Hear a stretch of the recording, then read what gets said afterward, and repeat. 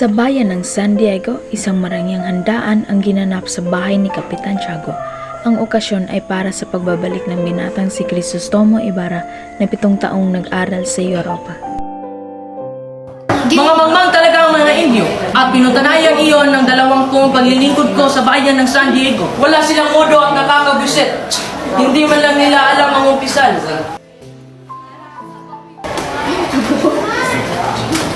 Magandang hapon, Ginoong Ibarra at Kapitan Tiago. Magandang hapon din po sa inyo mga binibini.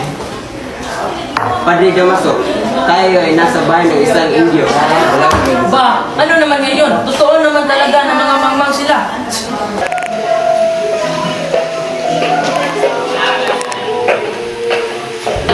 Magandang hapon sa inyo. Iginagalang kong pakikilala sa inyong lahat ang dahilan ng sira kong kaibigan, si Dong Crisostomo Ibarra. Magandang hapon sa inyong lahat.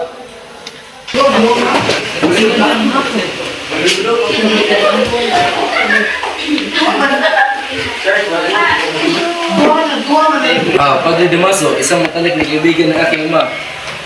Isang matalik na kaibigan ng aking ama. Hindi ako bingi. Narinig ko lahat ng mga sinabi mo pero nagkakamali ka. Hindi ko naging kaibigan ng iyong ama. Opo, manhin po. Kinabukasan, isiniwalat ni Teniente Guevara ang masakit na katotohanan kay Ibarra. Ang kanyang ama ay ibinilanggo dahil sa maling paratang at namatay nang hindi nabibigyan ng hustisya.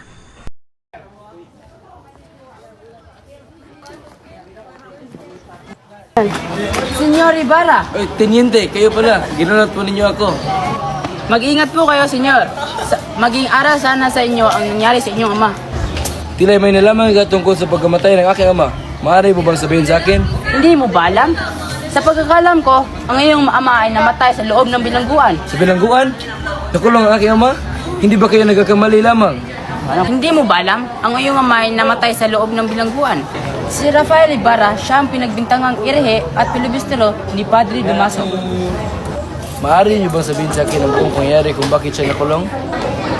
Noon, mayroong isang Kastilang mangmang at masamang ugali na isang konektor. Sa araw na iyon, muling nagkita sina Ibarra at Maria Clara. Magkasintahang pinaghiwalay ang panahon, ngunit pinaglapit ng pag-ibig. Magandang araw po, Tia Isabel. Magandang araw po din sa iyo. Dito po ba si Maria Clara? Maupo ka na lamang dito. Tawagin ko siya eh. Maria Clara, si Tia Isabel po ito. Tumuloy pa kayo, Tia. Iha, nandiyan na si Crisostomo. Paghihintay mo pa ba siya? Hindi na po, Tia.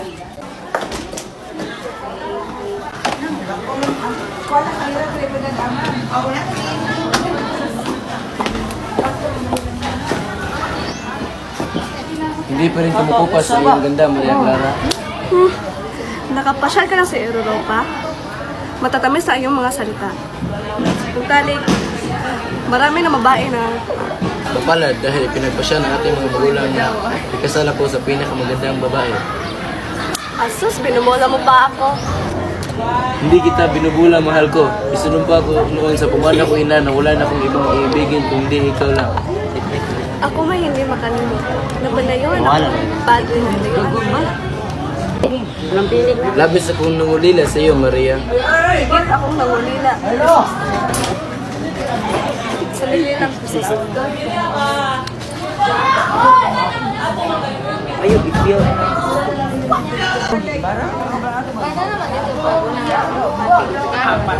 Para sa iyo, Crisostomo. Salamat, mahal ko. Kinabukasan, nagtungo si Ibarra sa sementeryo ng San Diego upang dalawin ang puntod ng kanyang ama. Kasama niya ang isang alalay at ang manghuhukay ng libingan.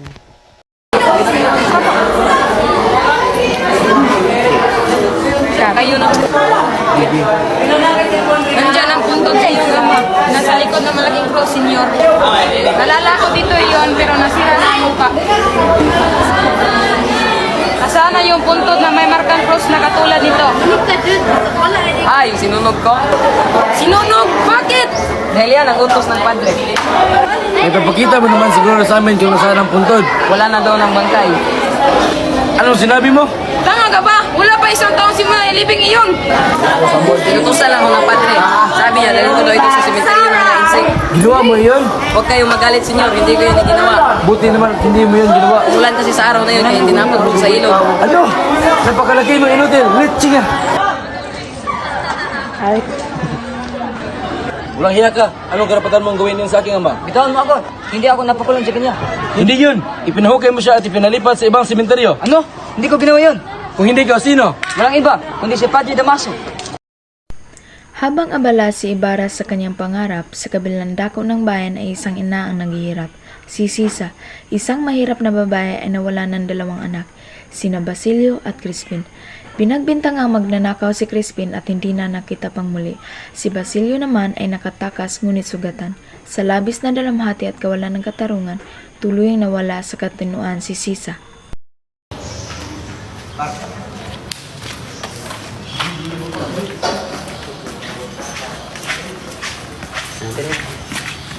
Pahinga na muna tayo, Crispin.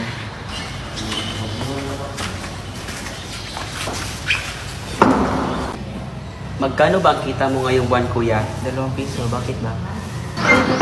Nais kong bayaran mo ang sinabi nilang ninakaw ko. Tulungan mo ako! Crispin!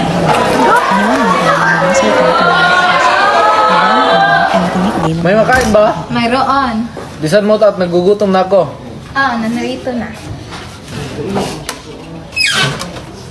Wala nang natitira? Ngunit paano mga anak mo? Bakit? May reklamo ka? Wala. Teka, nasaan na ba yung mga batang iyon? Nasa kumbento pa. Uuwi na sila. Sandali, hindi mo ba sila hihintayin? Inuutosan mo ba ako? Alis ako kung kailan ko gusto. Siya nga pala, tiran mo ko ng pera mula sa sahurin ng mga anak mo.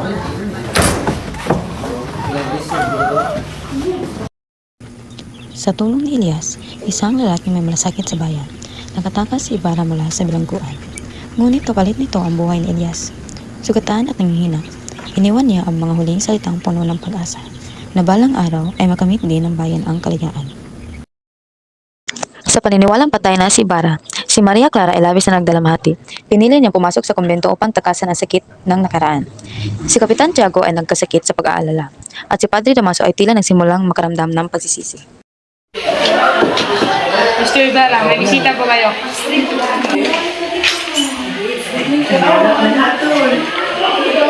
Yes. Ililigtas ng buhay noon. Ililigtas ko sa iyo.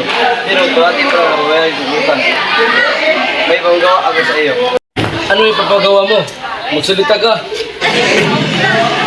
Huwag mong sasabihin sa iba ang mga papala na sasabihin sa iyo. Huwag kang mag-alala. Alam kong gusto kang nagbalihim pero hindi kita napasulit. Ang No Limitang Here ay hindi lamang kwento ng pag-ibig at dalamhati. Ito ay salamin ng lipunang Pilipino noong panahon ng Kastila. Puno ng pang-aapi, kawalan ng hustisya at paghahangad ng pagbabago. Sa pamamagitan ng nobelang ito, iminulat ni Jose Rizal ang isipan ng mga Pilipino at nagbigay liwanag sa madilim na katotohanan ng panahong iyon.